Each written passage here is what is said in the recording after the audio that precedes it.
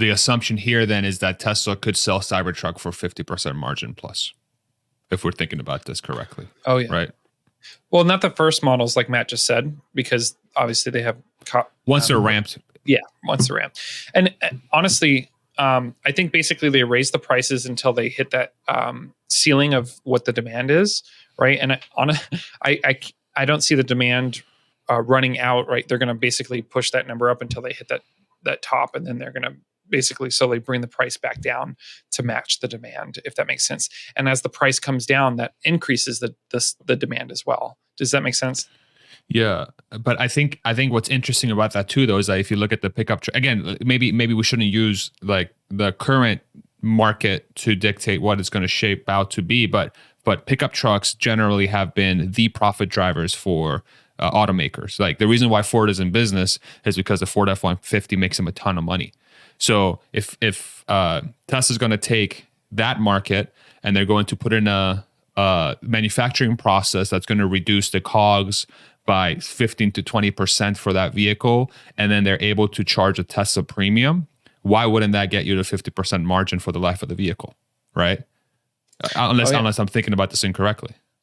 Yeah, I mean, it really comes down to like if they could produce, say, 5 million Cybertrucks, and the demand is, say it is 5 million or not. Like if the demand is 10 million, then obviously they can keep those higher margins. But I mean, I guess the other thought too is like if there is no true competition, like the Ford Lightning could only produce, say, 500,000 vehicles. But even with competition, Ford F-150 is still generating a ton of margin, right? I mean, the truck market, it has a lot of competition, but they're still the highest margin getters in the car lineup. And I didn't mean to interrupt, but like no worries.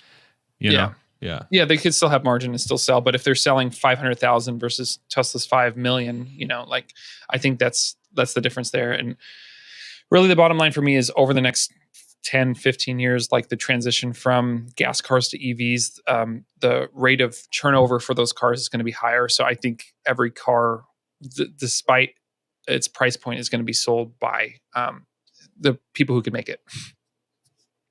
Matt, do you have any thoughts?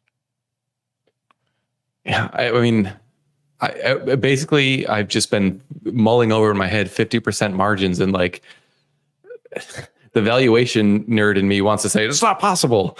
Like when I was doing investment banking, we were selling these automotive companies for 4 times the EBITDA, which is like ridiculous. I mean, it's like commodity pricing. So that's like kind of where my background comes from. So just thinking about like a hardware product with a 50% gross margin, it's insane. Like I think it's easy for us to like throw around these numbers and just be like, well, yeah, it's Tesla, it's Elon Musk. Like the dude can land rockets on the ocean. Of course, like 50% gross margins are possible, but that is so nuts. Like that's why Wall Street isn't valuing Tesla the way that we think it should be right now. Cause like a lot of the bears that I've heard talk about this, they're like, well, I just don't understand the numbers. Like the margins, something about them just doesn't make sense. And so they either assume there's like fraud or that it's like something gimmicky or like, and like I have some sympathy for that because I can hardly wrap my head around these numbers that they're putting out. So like, honestly, I've just been like for the last 2 minutes been like, why is it reasonable that, or why is it possible that Tesla will not have 50% gross margins on Cybertruck? And I'm thinking about the exoskeleton and the way that they're going to put those things in there. And I'm thinking about the pricing power that they're going to have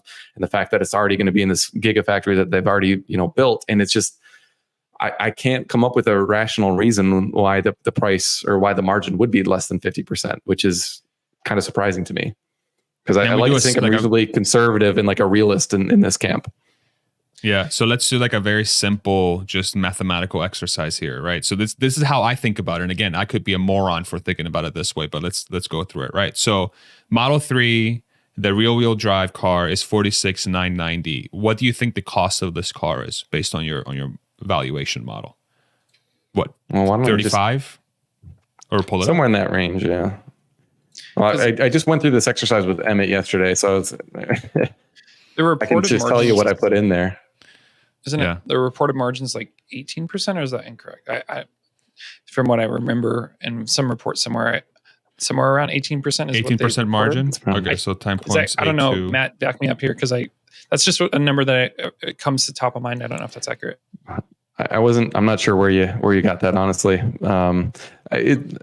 So, I mean, I'll just tell you what I have in my number right now for Fremont Model 3, which is like one of the worst gross margin products out there. Let's use that.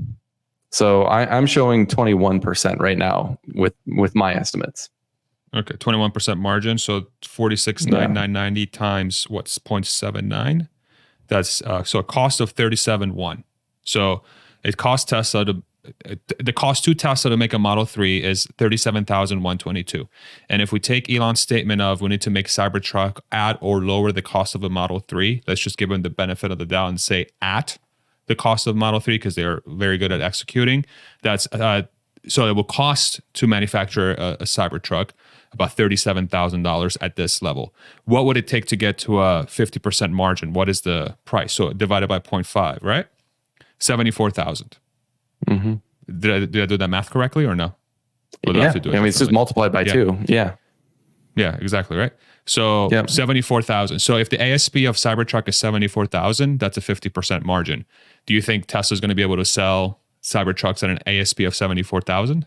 Seems like yes. Yeah, it seems like yes. Right?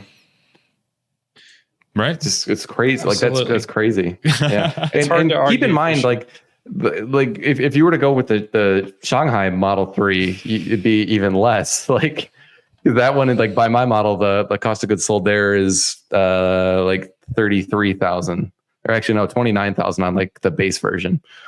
So call it 30,000. So then like 60,000 to get a 50% gross margin. If you were to Ishan's give them telling me I credit got the wrong math. I don't think so though. Well, So it was 37 times 2, right? So it's a little over Ishan, 70. If I'm right, Ishan, you owe me $1 million, bro. Let's do it. So 74,000, right?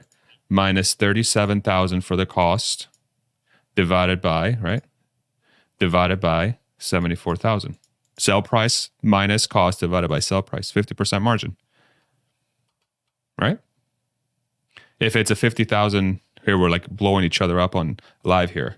50,000. This is the cost of goods sold times 2. Yeah, so it's divided by 50,000. So a $50,000 sell price would be a margin of 26%. Yeah. Mm-hmm. I think, Ishan, you're thinking of markup, not margin. You might be thinking of a different formula. Just a heads up. And I'll give Ishan a little bit of crap right now because he's part of our Discord and he's been on before. So a 50% gross margin is 100% markup, which is kind of crazy to think about it that way. Yeah. Mm-hmm. Yeah, I was going to say we're basically calculating a single point in time, whereas like obviously there's probably a ramp up and a ramp down, and then there's so many factors to consider that really weigh on the positive side of Tesla, like getting butts and seats. That's going to be a multiplier. The more people who experience a Tesla are going to want to buy a Tesla. The lowering of the price, right? Every $5,000 doubles the amount of people who could afford it. As they scale up both the Cybertruck and the other products, right? The cost per product that they build is going to substantially lower each time. And then the icing on the cake is the engineering factor of Tesla, of like every single component, every process is, in hours of iteration, not years like other OEMs. Yeah. Kathy's blaming me for putting the calculator up in the comments. I just want to me. clear the record. I had nothing to do with that. I'm too self-conscious of my nerdiness to put a calculator up on the screen. I was just going to do the mental math, but Farzad wanted to do it, so blame him. It was me. The less buttons it has, the easier it is for me to get. No. Yeah. I think it's important to know, like just going back to this 50% margin thing, though. Like, how can they even do that? Like the elimination of a paint job is a really, really big deal in the cost of goods sold. So my brother actually works for the company that does like paint filtration services to automotive suppliers, and so he's like familiar with that. And it's like almost always the limiting factor to your production rate in your factory. So like a couple of years ago on one of the earnings calls, Elon was talking about how annoyed he was that like the production rate was so slow. He's like, if you think about like how fast these cars are coming off the line, it's like Granny and her walker could actually go faster than we're getting out new cars. And he's like, we should really be pumping them out where we need to take into account wind resistance of the parts going through the assembly line. That should be the limiting factor, which is like that sounds aggressive, crazy, right? Yeah. But I think he's got a point. So like, if you're eliminating like not only a huge like cost of the painting and the huge limiting factor on your production rate, but just like a massive footprint for the paint facilities. So that's like a huge elimination of costs. That I think it's hard to over, like, because there's going to be more raw materials. Like the weight of the Cybertruck's going to be a lot heavier, so the cost is going to have to be made up on non-material components. Yeah, and I forget the exact details of the conversation, but I know when VW was looking at what Tesla was doing with their line and how much faster they were able to produce cars, like in the same time frame, like they were like, oh yeah, we need to figure out a way to get this faster for sure. Real quick, I was Googling the average pickup truck price for a pickup in the United States. A full-size pickup truck, which is what the Cybertruck would be. The 2020 average price of a new pickup truck was $38,000. We saw truck prices go up last year, making the average cost of a new pickup truck $41,000. So to get to $75,000, so Cybertruck would have to carry a $34,000 premium over the existing.